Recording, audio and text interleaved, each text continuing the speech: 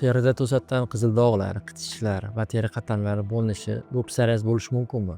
Lekin u qayerdan boshlanadi? Bu teri kasalligimi yo butun organizm muammosimi? Bugun shu haqida gaplashamiz. Psoriaz bu autoimmun teri kasallik bo'lib, bizning immun tizimimiz o'z terimizni tashqi dushman deb hujum qilib va teri qatlamlari 10 barobargacha bo'linib, terida dog'lar va oqarish kepaklanishlar paydo bo'ladi. Bu kasallikni kelib chiqish sababi nimada? Psoriazni aniq bir kelib chiqish sababi yo'q, lekin bir nechta omillar birlashganda bu kasallik vujudga keladi.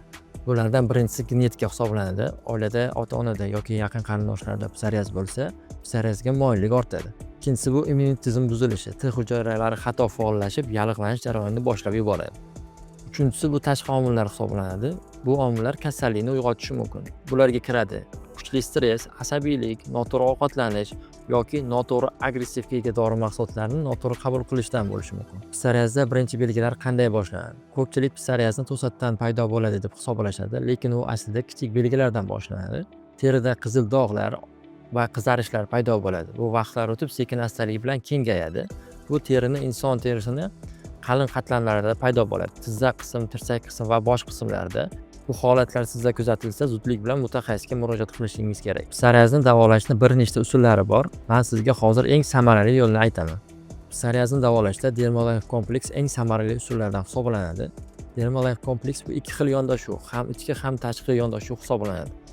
Ichki organizmda bo'layotgan kasallikni qo'zg'atuvchini bloklash uchun maxsus sirupdan va teri qatlamlarining yallig'lanishini avvalgi holatiga qaytarish uchun kumush zarralariga boyitilgan maxsus sovun va teri qatlamlarini oldingi shakliga qaytarish uchun maxsus krem kompleks ichida hisoblanadi.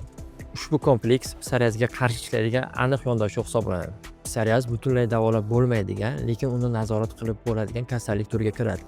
Eng muhimi uni vaqtida aniqlash va to'g'ri yondashishdir. Agar sizda yoki yaqinlaringizda shunaqa holat kuzatilsa, 55 kodi bilan 520 54 54 raqamiga qo'ng'iroq qiling yoki havola orqali ro'yxatdan o'ting. O'zimiz aloqaga chiqamiz. Video foydali bo'lgan bo'lsa, sahifamizga obuna bo'ling.